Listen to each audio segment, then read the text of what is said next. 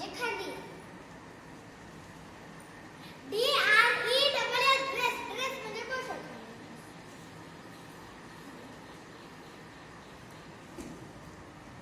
DRY dry म्हणजे सुका.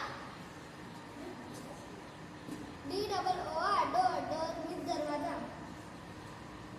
DUST dust म्हणजे धूळ.